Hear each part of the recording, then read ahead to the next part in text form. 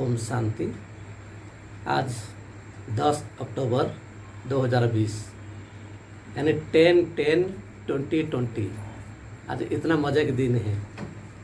तो आज बाप दादा ने हम सभी बच्चों को मीठी मीठी शिक्षाओं के साथ हमें वरदान दिए हैं कि विश्व कल्याण के कार्य में सदा बिजी रहने वाले विश्व कल्याणकारी भव। तो आज देख, ऐसे तो दुनिया के हिसाब से आज का दिन को 10 अक्टूबर को विश्व स्वास्थ्य संगठन की तरफ से वर्ल्ड मेंटल हेल्थ डे यानी विश्व मानसिक स्वास्थ्य दिवस के रूप में मनाया जा रहा है। तो बाबा ने भी हमें वरदान दे दिए हैं कि विश्व कल्याणकारी यानी विश्व कल्याण के कार्य में बिजी रहने वाले विश्व के आधारमूर्त भव।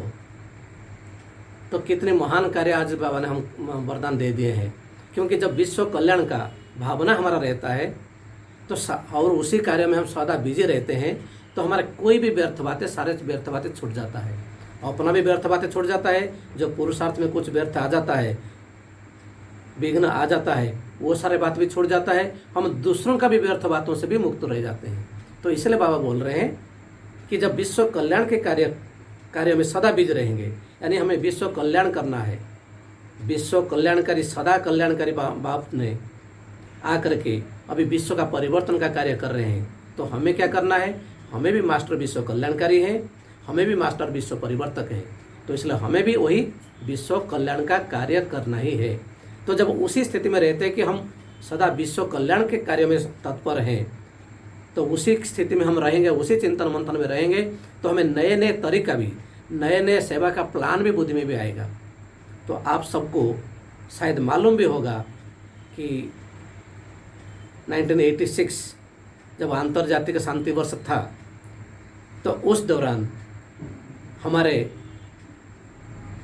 विदेश के भाई बहनें, 2-3 भाई बहनें जो जाते जाते कहीं ट्रैफिक में फंस गए थे, लेकिन उनका बुद्धि में चल रहा था कि हम कैसे बाबा का संदेश दें और ये जो शांति वर्ष में कैसे हम बाबा का संदेश को और आगे अच्छी तरह से दे सके, ताकि अंतर्जातीय स्तर में ब्रह्मा कुमारी का नाम हो, बाबा का प्रत्यक्षता हो।